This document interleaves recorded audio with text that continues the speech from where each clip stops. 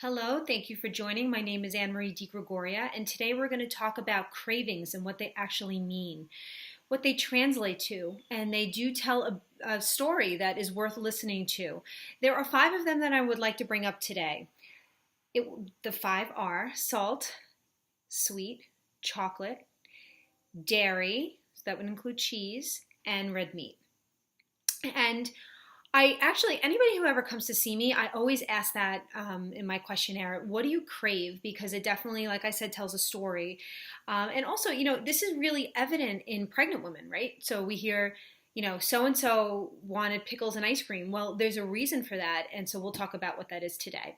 So first and foremost, I want to say it is really important that if you're craving specific foods, I can't emphasize enough two things. One is to honor your cravings. Really important to honor. You should always honor yourself, but to honor your cravings, and that would be from a place of self-awareness.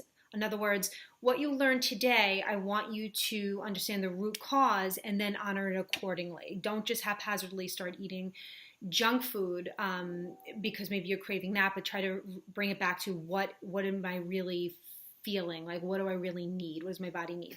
So number one, let's get right to it. There's five of them. One is salt. So salt is very common, and it screams to me that a person is in need of trace minerals, that your body's absolutely like starving for essential trace minerals. And the other thing that it very well might be talking about or saying to you is that the adrenals might be taxed. So the amount of stress that we put on our bodies, your adrenals might be taxed, and there might be inflammation or hormonal imbalance, but it definitely ties to the adrenals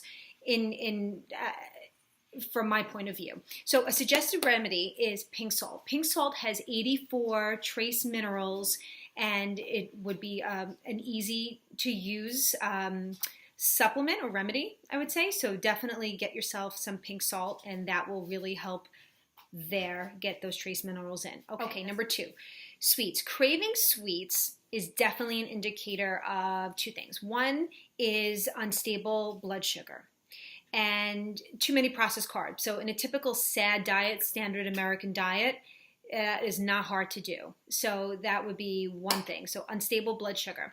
Number two is the potential for a deficiency of chromium. Really important. So people with diabetes, people who have unstable blood sugar, chromium is a big component of that as a remedy in helping with that.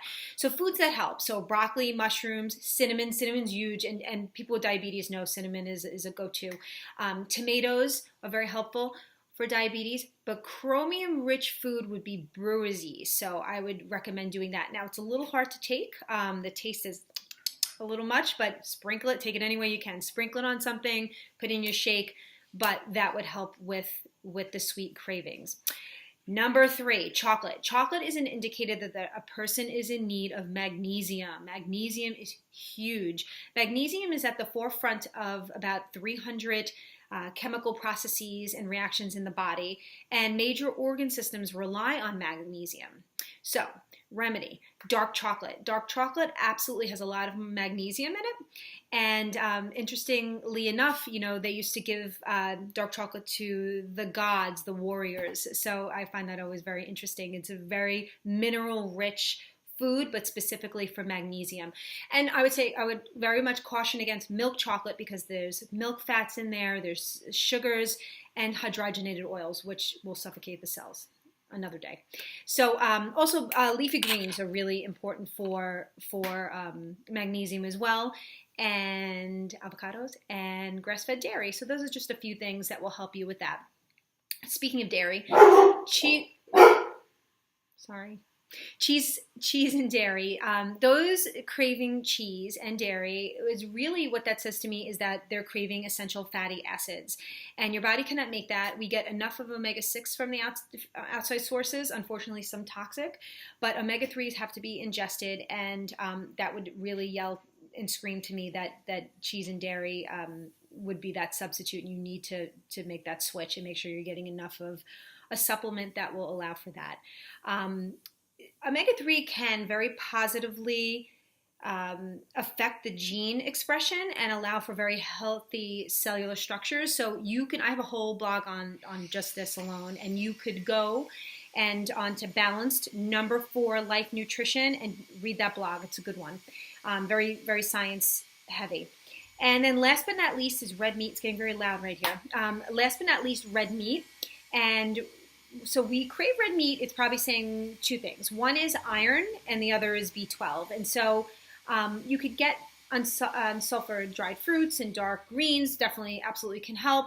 But if you're not afraid of a little red meat, then definitely have some red meat. Grass-fed red meat, of course, and build up those iron stores. So please subscribe if you haven't already to my YouTube channel, and please click the red bell for my weekly videos, and I look forward to speaking with you in the future. I wish you healing, I wish you love, and I wish you light. Take care.